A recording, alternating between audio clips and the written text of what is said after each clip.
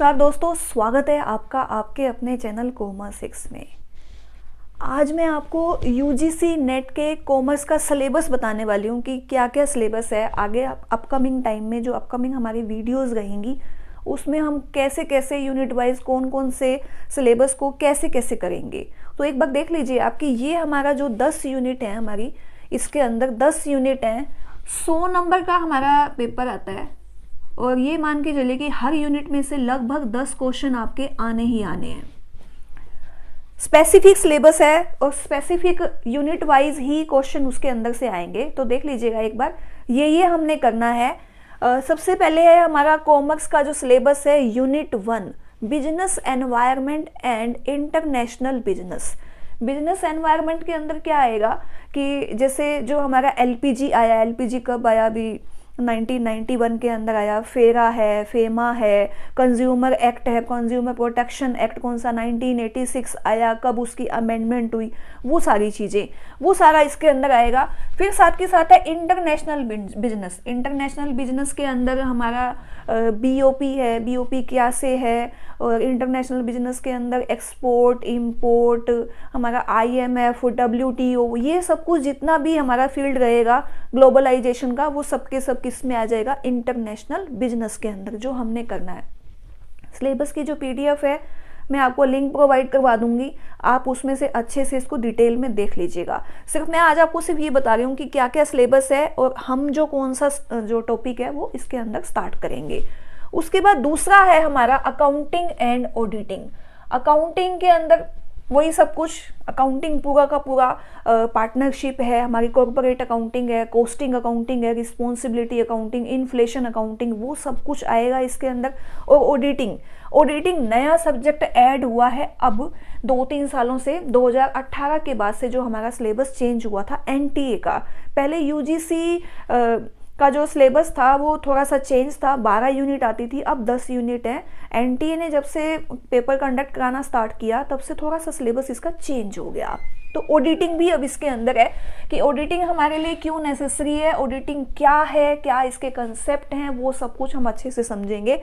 फिर तीसरा है हमारा बिजनेस इकोनॉमी। बिजनेस इकोनॉमी के अंदर वही है कि competition marketing, AR MR, pricing determination कैसे है, और प्राइस इक्विलिब्रियम, वो सारा कुछ जो है इकोनॉमिक्स का जो बिजनेस इकोनॉमी है वो सारी की सारी इसके अंदर आएगी।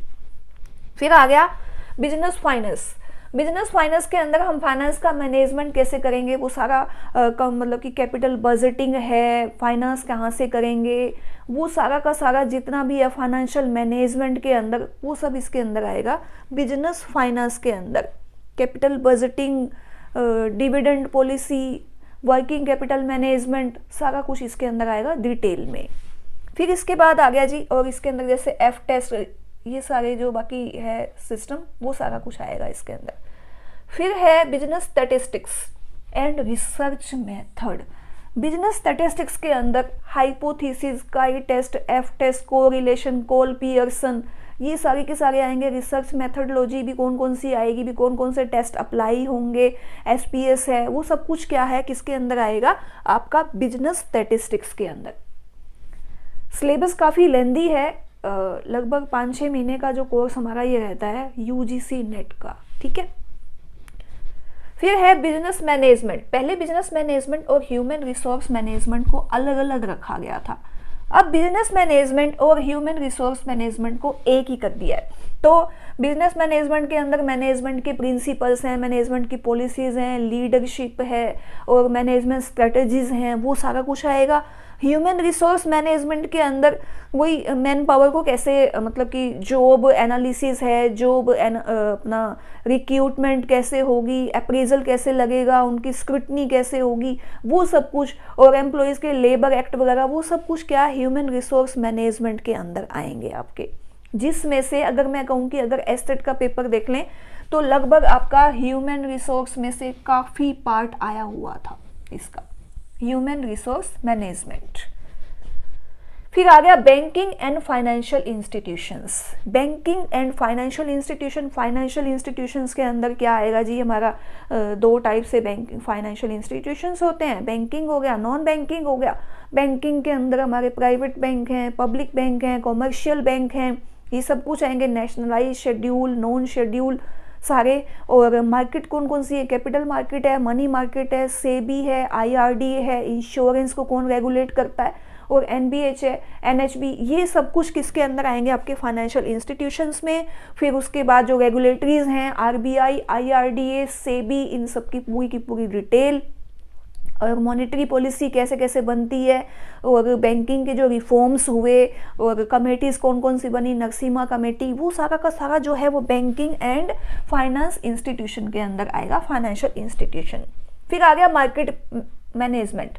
मार्केटिंग मैनेजमेंट के अंदर मार्केट के जो टाइप्स हैं, आपके प्रोडक्ट कंसेप्ट है, आपका प्रोडक्ट कंसेप्ट हो गया, कंज्यूमर कंसेप्ट हो गया, सारे कंज्यूमर किस टाइप के होते हैं और अपने प्रोड्यूसर किस टाइप के होते हैं, मार्केट कैसी है, मार्केट सेगमेंट क्या है, मार्केट के टाइप्स क्या क्या हैं।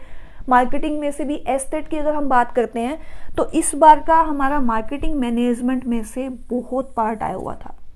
मार्केटिंग मैनेजमेंट, कस्टमर कैसे कैसे हैं, किस तरह की मार्केट होती है, और मार्केट मायोपिया क्या है, वो सब कुछ पूरा, फिलिप कोटलर वगैरह, ये पूरी की पूरी डिटेल के अंदर ये सारी पूरी की पूरी यूनिट है इसकी।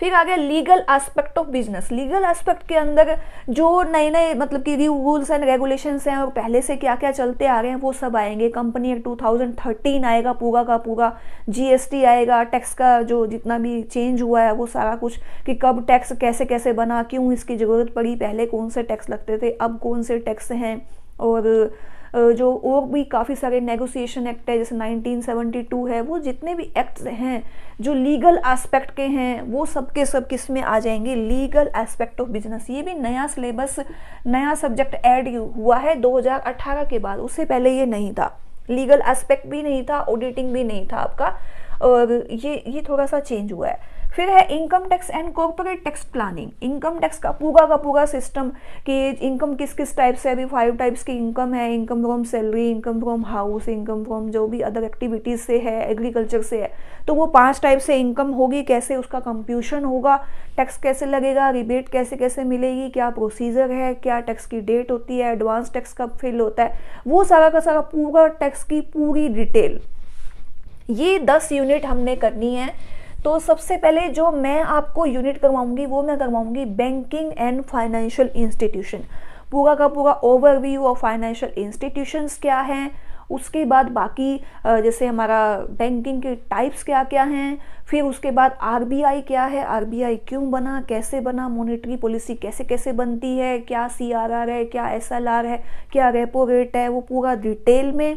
फिर उसके बाद बैंकिंग के रिफॉर्म्स हैं, कौन कौन सी कमेटी आई, Narasimha committee 1, Narasimha committee 2 reforms हैं, और भी रिफॉर्म्स पहले से, पहले बैंकिंग एक्टिविटीज़ कैसे होती थी, अब क्या है, मतलब पहले तो ऑफलाइन चलता था अब ऑनलाइन है, वो सबका पूरी डिटेल में।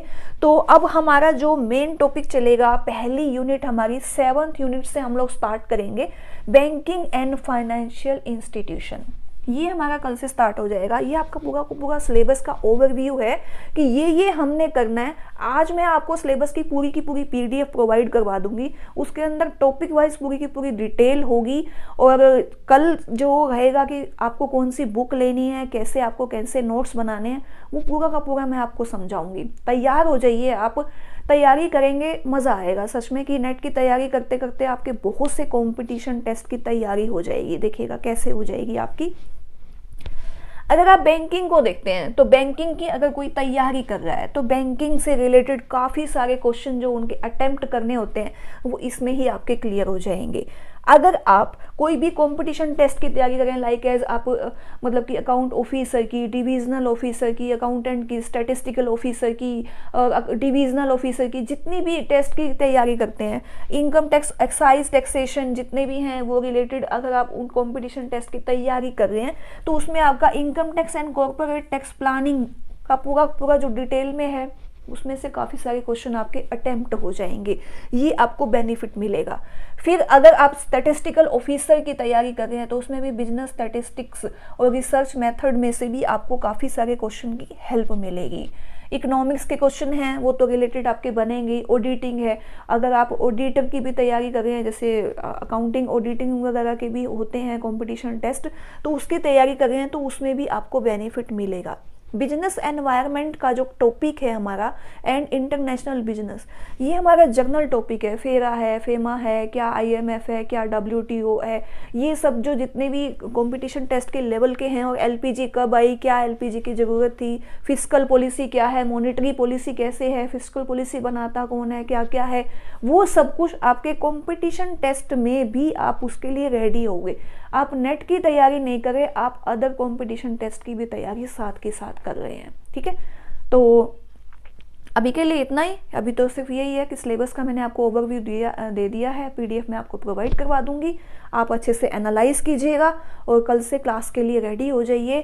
बैंकिंग एंड फाइनेंशियल इंस्टीट्यूशन हमारा पहला टॉपिक रहेगा, और ये कम से कम भी हमारा जो टॉपिक चलेगा 15 दिन की क्लास रहेगी, इसमें 15 से 20 दिन की एक टॉपिक की, तब जाके हमारा सिलेबस पूरा कवर होगा। सिलेबस बहुत लेंदी है, ये नहीं कह सकते कि हाँ जी एक एक टॉपिक एक दिन में हो जाएगा, नहीं, टॉपिक बहुत लेंदी हैं, डिटेल में कंसेप्चुअल बेस पे आपको समझने होंगे। मिलते हैं अगली वीडियो में, और उम्मीद करती हूँ मेरी ये वीडियो आपको पसंद आई होगी। अगर आपको पसंद आई है तो शेयर कीजिए, लाइक कीजिए, कमेंट कीजिए, और चैनल को अगर आपने अभी तक भी सब्सक्राइब नहीं किया तो सब्सक्राइब कीजिए। Thank you.